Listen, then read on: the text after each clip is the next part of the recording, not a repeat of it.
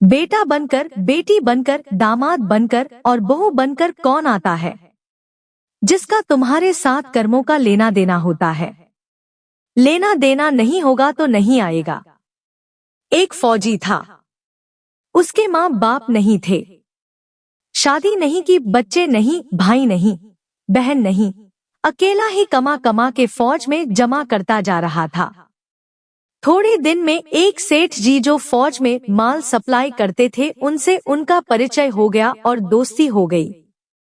सेठ जी ने कहा, जो तुम्हारे पास पैसा है वो उतने के उतने ही पड़ा है, तुम मुझे दे दो, मैं कारोबार में लगा दूं तो पैसे से पैसा बढ़ जाएगा, इसलिए तुम मुझे दे दो।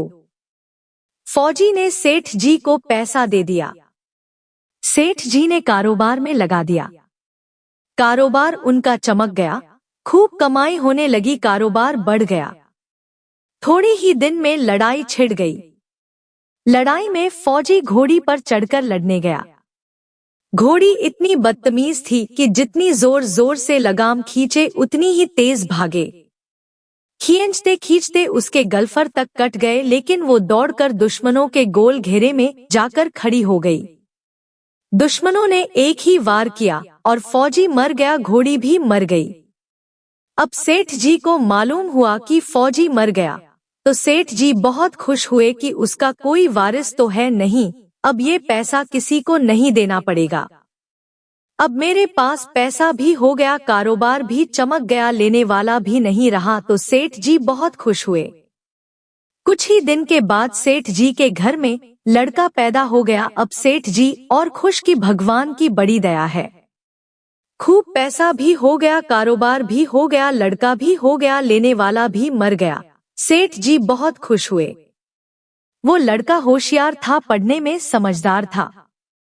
सेठ जी ने उसे पढ़ाया लिखाया। जब वह पढ़ लिख कर बड़ा हो गया तो सोचा कि अब ये कारोबार संभाल लेगा, चलो अब इसकी शादी कर दें। शादी करते ही घर में बहुरानी आ गई। अब उसने सोचा कि चलो बच्चे की शादी हो गई, अब कारोबार संभाल लेगा। लेकिन कुछ दिन में बच्चे की तबीयत खराब हो गई। अब सेठ जी डॉक्टर के पास, हकीम के पास, वैद्य के पास दौड़ रहे हैं। वैद्य जी जो भी दवा खिला रहे हैं वह दवा असर नहीं कर रही, बीमारी बढ़ती ही जा रही। पैसा बर्बाद हो रहा है और बीमारी बढ़ती ही जा रही है, रोग कट नहीं रहा, पैसा खूब लग रहा है। अंत में डॉक्टर ने कह दिया कि मर्ज लाइलाज हो गया, इसको अब असाध्य रोग हो गया, ये बच्चा 2 दिन में मर जाएगा। डॉक्टरों के जवाब देने पर सेठ जी निराश होकर बच्चे को लेकर रोते हुए आ रहे थे। रास्ते में एक आदमी मिला। कहा, अरे सेठ जी क्या हुआ, बहुत दुखी लग रहे हो। सेठ जी ने कहा, ये बच्चा जवान था, हमने सोचा बुढ़ापे में मदद करेगा, अब ये बीमार हो गया। बीमार होते ही हमने इसके इलाज के लिए खूब पैसा खर्च किया, जिसने जितना मांगा उतना दिया, लेकिन आज डॉक्टरों ने जवाब दे दिया अब ये बचेगा नहीं, असाध्य रोग हो गया, लाइलाज मर्ज है, अब ले जाओ घर, 2 दिन में मर जाएगा। आदमी ने कहा, अरे सेठ जी तुम क्यों दिल छोटा कर रहे हो, मेरे पड़ोस में वैद्य जी दवा देते हैं, 2 आने की पुड़िया खाकर मुर्दा भी उठकर खड़ा हो जाता है, जल्दी से तुम वैद्य जी की दवा ले आओ। सेठ जी दौड़कर गए, 2 आने की पुड़िया ले आए और पैसा दे दिया। दवाई की पुड़िया बच्चे को खिलाई, बच्चा पुड़िया खाते ही मर गया। अब सेठ जी रो रहे हैं, सेठानी भी रो रही और घर में बहुरानी और पूरा गांव भी रो रहा।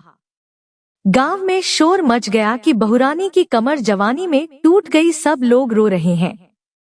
तब तक एक महात्मा जी आ गए। उन्होंने कहा, भाई ये रोना धोना क्यों है। लोग बोले, इस सेठ का एक ही जवान लड़का था, वो भी मर गया, इसलिए सब लोग रो रहे हैं, सब दुखी हो रहे हैं। महात्मा बोले, सेठ जी रोना क्यों। सेठ, महाराज जिसका जवान बेटा मर जाए वो रोएगा नहीं तो क्या करेगा। महात्मा, तो आपको क्यों रोना। सेठ, मेरा बेटा मरा तो और किसको रोना। महात्मा, उस दिन तो आप बड़े खुश थे। सेठ, किस दिन।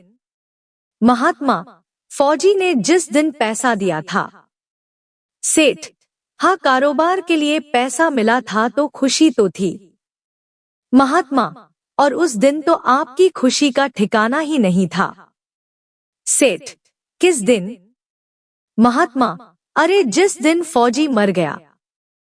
सोचा कि अब तो पैसा भी नहीं देना पड़ेगा, माल बहुत हो गया, कारोबार खूब चमक गया, अब देना भी नहीं पड़ेगा, बहुत खुश थे। सेठ, हाँ महाराज, खुश तो था। महात्मा, और उस दिन तो आपकी खुशी का ठिकाना ही न था, पता नहीं कितनी मिठाइयां बंट गईं। सेठ, किस दिन? महात्मा, अरे जिस दिन लड़का पैदा हुआ था। सेठ, महाराज, लड़का पैदा होता है तो सब खुश होते हैं, मैं भी हो गया तो क्या बात। महात्मा, उस दिन तो खुशी से आपके पैर जमीन पर नहीं पड़ते थे। सेठ, किस दिन? महात्मा, अरे जिस दिन बेटा ब्याहने जा रहे थे। सेठ, महाराज, बेटा ब्याहने जाता है तो हर आदमी खुश होता है, तो मैं भी खुश हो गया। महात्मा, तो जब इतनी बार खुश हो गए तो जरा सी बात के लिए रो क्यों रहे हो। सेठ, महाराज, ये जरा सी बात है, जवान बेटा मर गया, ये जरा सी बात है। महात्मा, अरे सेठ जी, वहीं फौजी पैसा लेने के लिए बेटा बनकर आ गया। पढ़ने में, लिखने में, खाने में, पहनने में और शौक में, श्रृंगार में जितना लगाना था लगाया, शादी ब्याह में सब लग गया, और ब्याज दर ब्याज लगाकर डॉक्टरों को दिलवा दिया। अब जब 2 आने पैसे बच गए वो भी वैद्य जी को दिलवा दिए और पुड़िया खाकर चल दिया। अब कर्मों का लेना देना पूरा हुआ।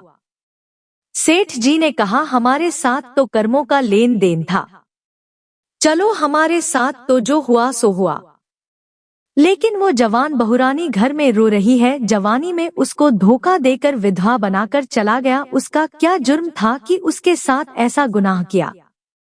महात्मा बोले, यह वही घोड़ी है जिसने जवानी में उसको धोखा दिया, इसने भी जवानी में उसको धोखा दे दिया।